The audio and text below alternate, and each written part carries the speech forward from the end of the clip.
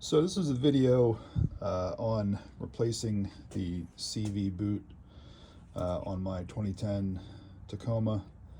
It has a 2-inch lift, and that puts a lot of stress on the inner boot. And Toyota axles are pretty expensive, so a lot of people use NAPA, and the boots that they use tend to crack after a while, so I'll try to zoom in and show you the cracking. You can see it right there a little bit on some of the ribs.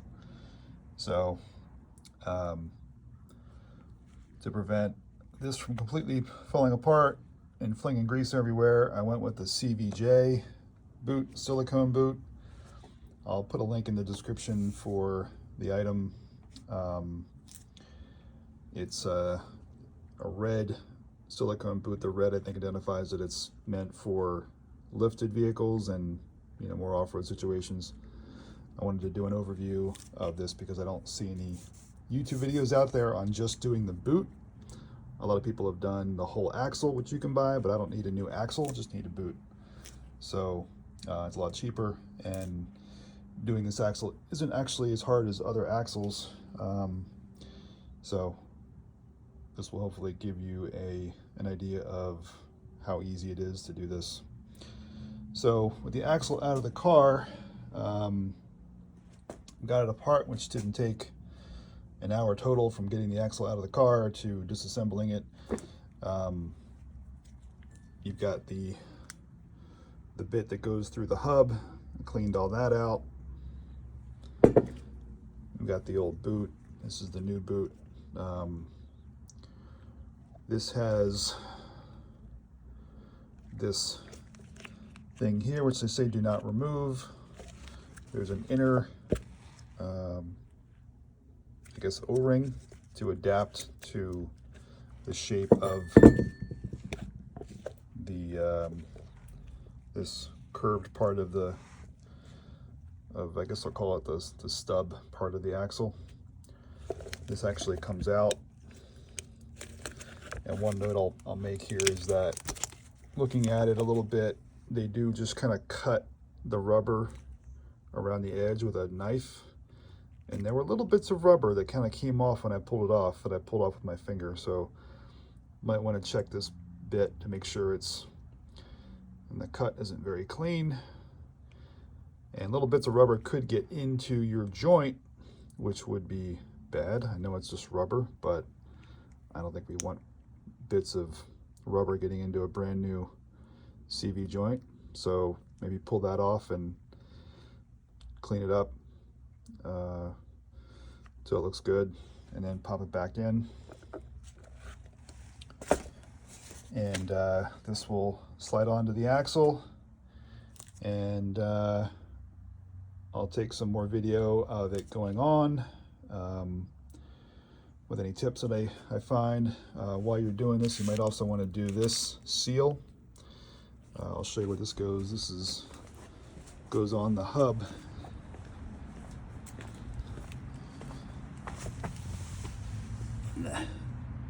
The back side of the hub, mine's a little torn up, so I knew that was the case when I did the axle, the NAPA axle. So I bought a new one knowing I'd put it on when I redid the boot. But best to maybe get a new one of these from Toyota so you've got it in case yours is all banged up. There's the truck.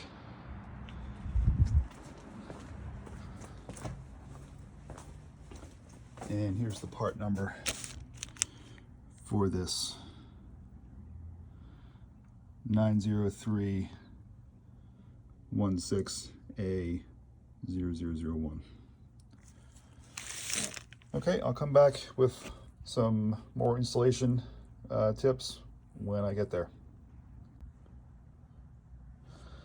So to get the boot on, I put a little bit of the grease they give you on the inside of this red boot, and I slid it on pretty easy to the little indentations in the axle. One thing I did before I took it all apart was to mark the orientation of all the parts. So I put a couple marks on the shaft and on this part, so it kind of the way it was lined up when I pulled it apart. And then also when I took this part off, I put a couple marks there to orient that, assuming they all should go back together in the same way. So I'd probably do that. To get this off of the end of the axle, there's a small circlip, and I used these to get that off pretty easy. Just make sure it doesn't fly off as you do it. Clean everything up, and so far I've loaded this up with the grease, about half of what they give you. The other half will go all over this part here, and I'll install that onto the shaft and put the circlip back on. I've got the boot on and loaded it up with grease. First I work some grease into the little needle bearings that are in there on this side and on the back side. There was plenty of moly grease already in there, black grease. I'm going to hesitate to recommend you try to clean it all out, because you're going to get the bearings dry, and there's always a chance you don't get grease back in there and you could ruin the bearings that way. So just get as much grease off of the surface as you can, and then just, you know, squeeze in the new grease, and then just fill it all up from the bottom to the top. So like I said about the marks before, you probably don't need to worry about the marks on the axle as much. It's pretty much just getting this shaft to line up. So the mark I had here is kind of hard to see now.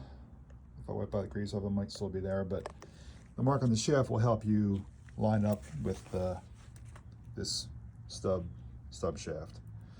A lot easier if the mark has been wiped off by the grease or isn't able to, you can't see it anymore.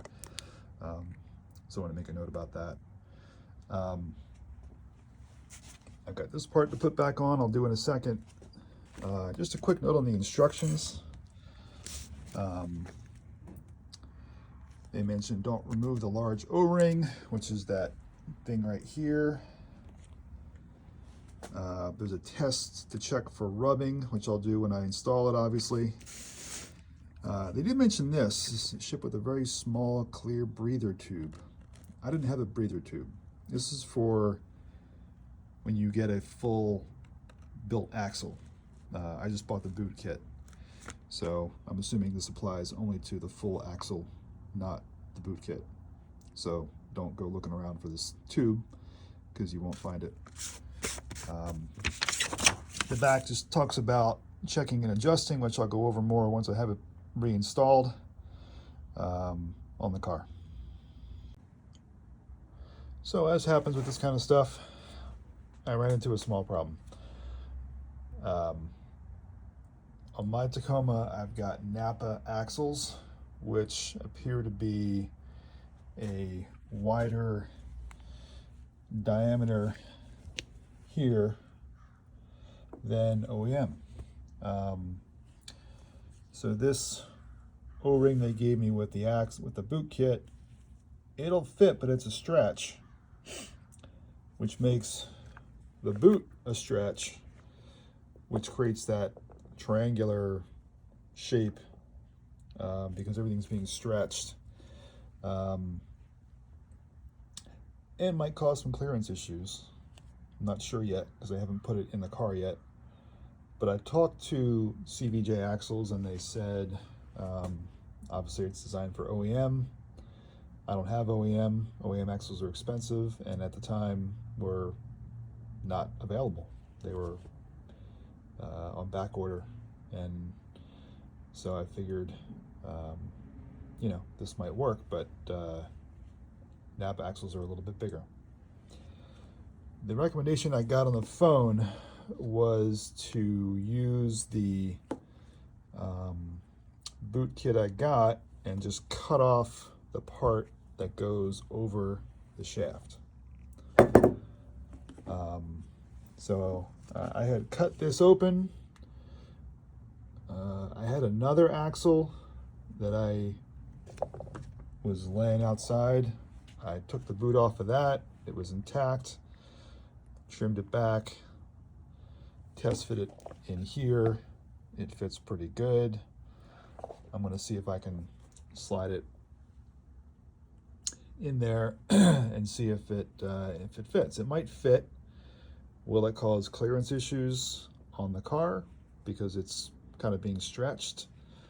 I'm not sure. The NAPA axle fit and it's wider, so maybe I'll be in luck. I'm not sure yet. I emailed pictures of my situation to somebody at CVJ Axles. They haven't gotten back to me yet. It's only been about a half an hour. But I'm going to go forward with this idea and see if it works. And I will let you know. So I've got the axle installed, and so far I don't see any clearance issues. The only issue might be right there where the alignment bolt is a 1/4 inch or less. Once I put the clamp on the boot, it might be an issue. So what I can do is trim this down a little bit, or a lot of it, and that should not be an issue. The other clearance issue is the subframe. Well, not an issue, but I can get my middle finger in there, 1/4 inch at least, with the subframe, and the axle is fully seated in there. So yeah, I think I'm gonna go with this. So I've got the red boots installed on the axles and the axles installed on the truck. Just thought I'd do a final video showing the fit and any clearance issues. There don't appear to be any.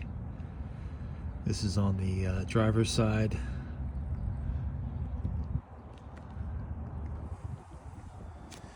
There's a subframe here, about a finger of clearance there. There's the alignment bolt that I trimmed off. There's a finger clearance in there.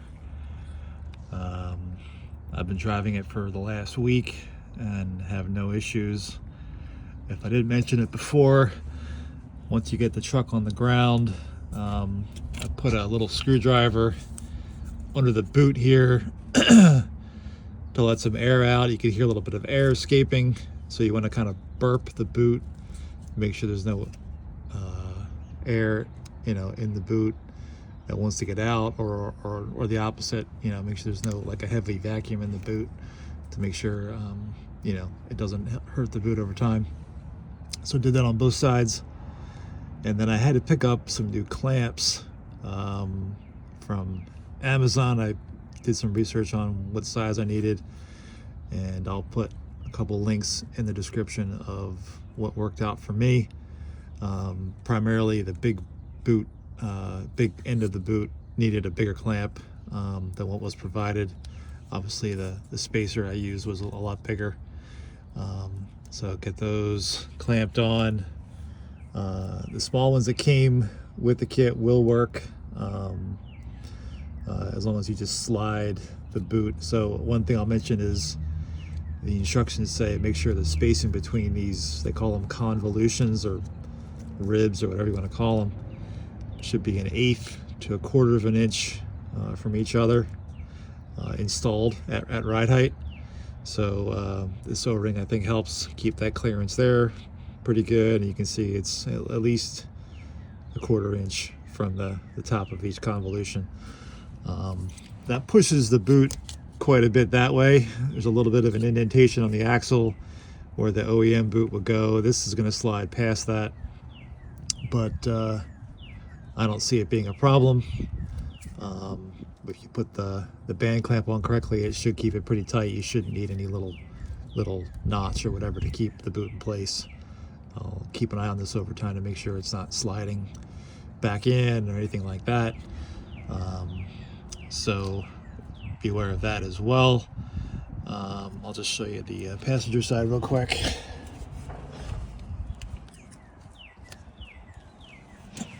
Again, no clearance issues. There's the alignment bolt. I can get my finger in there. There's the subframe. It's a little tighter on the passenger side between the boot. Let me see if I can focus that better. That might be out of focus. Anyway, it's about a finger's width in there. So not an issue there. And convolutions are all spaced correctly. And so that's about it for this video. Post any questions you have in the comments, and I'll add some links to the description about things that you might need for this, but I think this worked out pretty well for me, and hope it does for you as well. Bye.